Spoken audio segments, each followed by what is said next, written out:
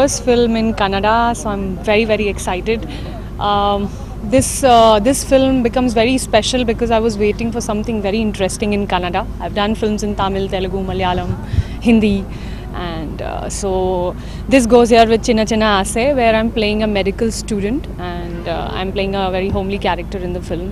You can just see the way I look. So it's like a romantic film where I am. There are two heroines and Krishna, so I think I've got a very, very good team to work with. Rudramuni sir and Krishna. I think I'm going to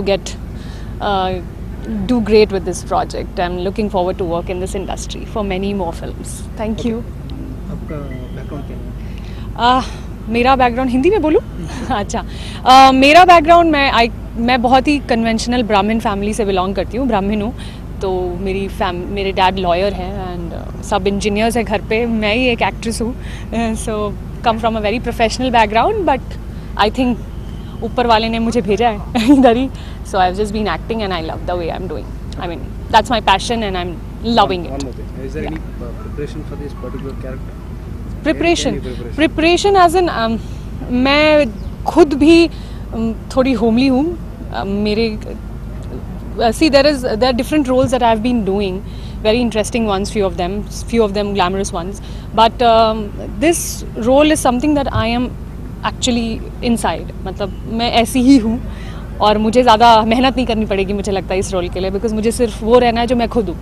तो मेरे लिए काफ़ी आसान दिख रहा है ये.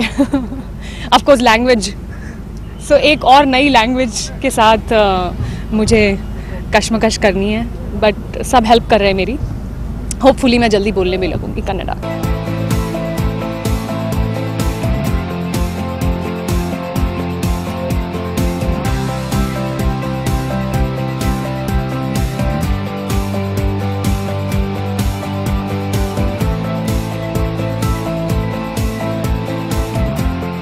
ಈ ಸಿನಿಮಾದಲ್ಲಿ ನನ್ನ ಪಾತ್ರ ತುಂಬಾ ಮಾಡರ್ನ್ ಆಗಿದೆ, ಬೋಲ್ಡ್ ಆಗಿದೆ.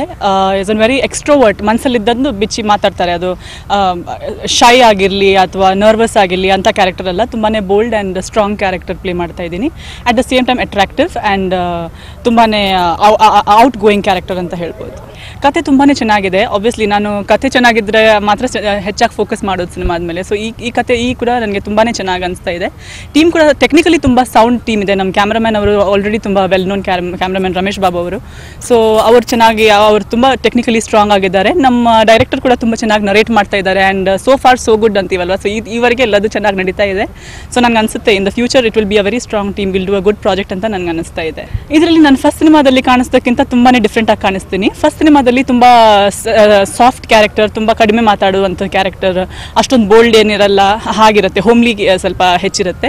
ಇದರಲ್ಲಿ ತುಂಬಾ ರಿಚ್ ಹಾಗೂ ಔಟ್ ಗೋಯಿಂಗ್ ಕ್ಯಾರೆಕ್ಟರ್ ಪ್ಲೇ ಮಾಡ್ತಾ ಇದ್ದೀನಿ. ಸೊ ನನಗೆ ಅನ್ಸುತ್ತೆ ಎರಡು ಸಿನಿಮಾಗಳಲ್ಲಿ ತುಂಬ ಡಿಫ್ರೆನ್ಸ್ ಅನಿಸುತ್ತೆ. ಇದೇ ಎಸ್ತರ್ ಇವಳೇನಾ ಅಂತ ಅನಿಸುತ್ತೆ ನನಗೆ ಈ ಸಿನಿಮಾ ಪುನಃ ನೋಡಬೇಕಾದ್ರೆ ಅಂತ ನನಗೆ ಫೀಲ್ ಆಗ್ತಾ ಇದೆ. Thank you.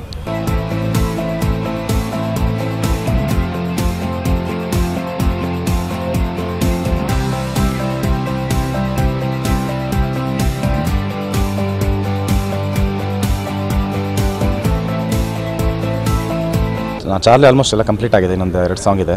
ಸೊ ಈ ಚಿನ್ನ ಚಿನ್ನ ಆಸೆ ಸ್ಟಾರ್ಟ್ ಆಗಿದೆ. ಸೊ ನಾನು ಈಗ ಮಾಡ್ಕೊಂಬಂದಿರೋದೆಲ್ಲ ಒಂದು ಆ್ಯಕ್ಷನ್ ಸಬ್ಜೆಕ್ಟು, ಚಾರ್ಲಿ ಆಗಲಿ ಮದರಂಗಿ ಆಗಲಿ. ಸೊ ಈಗ ಒಂದು ಔಟ್ ಒಂದು ರೊಮ್ಯಾಂಟಿಕ್ ಸಬ್ಜೆಕ್ಟ್ ಸೆಲೆಕ್ಟ್ ಮಾಡಿದ್ದೀನಿ. ಇಬ್ಬರು ಹೀರೋಯಿನ್ ಇರ್ತಾರೆ. ಸೊ ಲವ್ ಟ್ರಯಾಂಗಲ್ ಇರುತ್ತೆ ಆ್ಯಂಡ್ ಮೋರ್ ಆಫ್ ಎಮೋಷನ್ಸ್ ಇರುತ್ತೆ. ಸೊ ಒಂದಷ್ಟು ಫೈಟ್ಗಳು ಬಿಟ್ಟು ಕಮ್ಮಿ ಮಾಡಿ ಒಂದು ಲವ್ ಮತ್ತು ಎಮೋಷನ್ಸ್ ಮೇಲೆ ಇರೋಂಥ ಸಿನಿಮಾ ಇದು. ಅಂದರೆ ಲವರ್ ಬಾಯ್ ಕಾಣಿಸ್ಕೊತಿದ್ದೀರಾ. ಚಿನ್ನ ಚಿನ್ನ ಆಸೆ ಏನು ಆಸೆ ಇರುತ್ತೆ ಕೃಷ್ಣ ಅವರು?